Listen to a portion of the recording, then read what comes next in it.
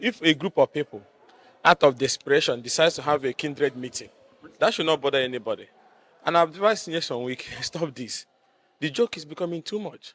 There is a substituting order of a court, few days to this issue of Congress, that exercise can no longer hold. But he decided in his desperation, alongside with his supporters, to gather themselves in their hideout and conducted what I call a kindred meeting. So what the Wike group had yesterday in the name of Congress is nothing but a kindred meeting. In Igbo, we call it meeting umonna. It doesn't go anywhere. It ends there. They are talking to themselves. And it's a nullity. Let me tell you why it's a nullity, and it's very simple. As long as there was a substituting order and he proceeded to do it, the court in question will void whatever is the outcome of that exercise. As it is today, there is no working PDP in Rivers because we have a group of people who are in what we call PDP APC invading our party and trying to take control of the party. And let me also advise, because recently when we came here, we had the violence that happened. And I will advise the Commissioner of Police. There was one man that used to be here then, I think Joseph from Bo or somebody, who was also dancing naked with Wike. Today he's somewhere. He retired a shameful officer. So I will advise the CP. You say you heard about one order in Abuja, but you didn't hear the order from River State, which was advertised on national papers, ordered by the court. It was an order to the whole world. You are away. But you choose to be running as if to say you are running a political security outfit for Nyesom Wike, because they're calling from Abuja. And I will advise the Inspector General of Police and the President to call the CP to order, if possible, even remove him. Because that part he's taking can inflame the already inflamed situation in the country. Look at what is happening all over the country. And they claim to love the president, but they want to destabilize River State. And that will affect the president. The government is finding it hard in terms of addressing the economic challenges of our people.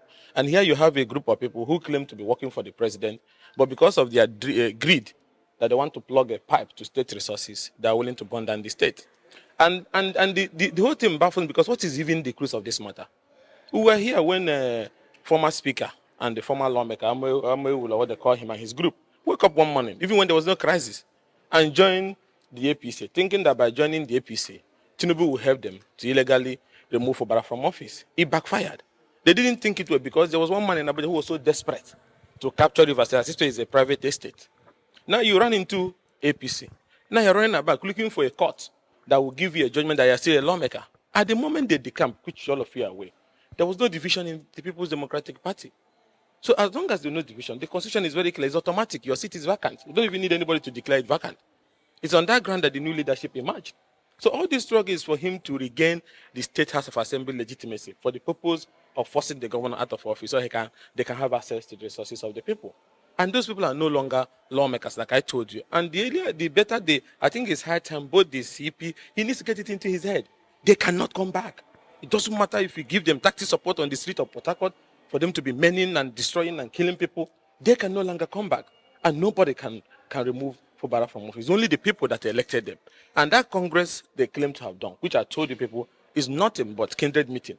But I know, my friend, yes, we will never get tired of doing these things. But I can tell you here, as a stakeholder in this party, that it is a nullity. It's meeting no money. It goes to nothing.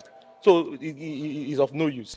It's all this comment that comes from things we used to hear from Mobutu Sese Zaire. These are guys who, I pity them. Their tenure finished.